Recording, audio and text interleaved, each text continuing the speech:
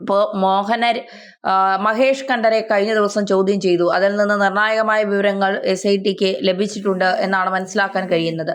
അതിനുശേഷം ഇനി നേരത്തെ തന്ത്രിമാരെ പ്രതിപ്പട്ടികയിലാക്കില്ല എന്ന് പറഞ്ഞിട്ടുണ്ടായിരുന്നു. കടകംപള്ളി സുരേന്ദ്രനെ എന്തുകൊണ്ട് ചോദ്യം ചെയ്യുന്നില്ല എന്നുള്ളൊരു വലിയ ചോദ്യം ഇവിടെ നിലനിൽക്കുന്നുണ്ട്. അതായത് പത്മകുമാറിന് ശേഷം കടകംപള്ളിയിലും ജയറാമിലും എത്തുന്നതിന് മുൻപ് ഈ കേസ് പിന്നീട് നമ്മൾ കാണുന്നത് രാഹുൽ മാങ്കൂട്ടത്തിന്റെ പെണ്ണ് വിഷയവും. രാഹുൽ മാങ്കൂട്ടം അതിജീവിതയുമായി ബന്ധപ്പെട്ട അതിജീവിതയ്ക്ക് മുഖ്യമന്ത്രിക്ക് പരാതി കൊടുക്കുന്നു.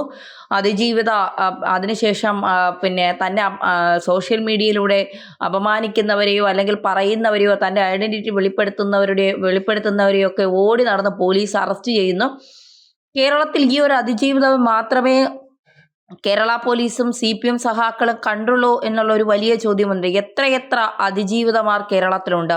ഇപ്പോഴും നീതി കിട്ടാതെ പോലീസ് സ്റ്റേഷനുകൾ കയറി ഇറങ്ങുന്ന എത്രയോ അതിജീവിതമാരുണ്ട്. കേരളത്തിലെ പോലീസ് സ്റ്റേഷനുകളിൽ എത്തുമ്പോൾ എത്ര സ്ത്രീകൾക്കാണ് നീതി കിട്ടുന്നത്? എത്ര സ്ത്രീകളോടാണ് കേരളത്തിലെ പോലീസുകാർ മാന്യമായി പെരുമാറുന്നത്? കേരളത്തിലെ പോലീസുകാർ ആദ്യം മനസ്സിലാക്കേണ്ടത്, ഈ കേരളത്തിൽ നിരവധി കൊച്ചു കുട്ടികളടക്കം നിരവധി അതിജീവിതമാരുണ്ട്, ഇരകളുണ്ട്.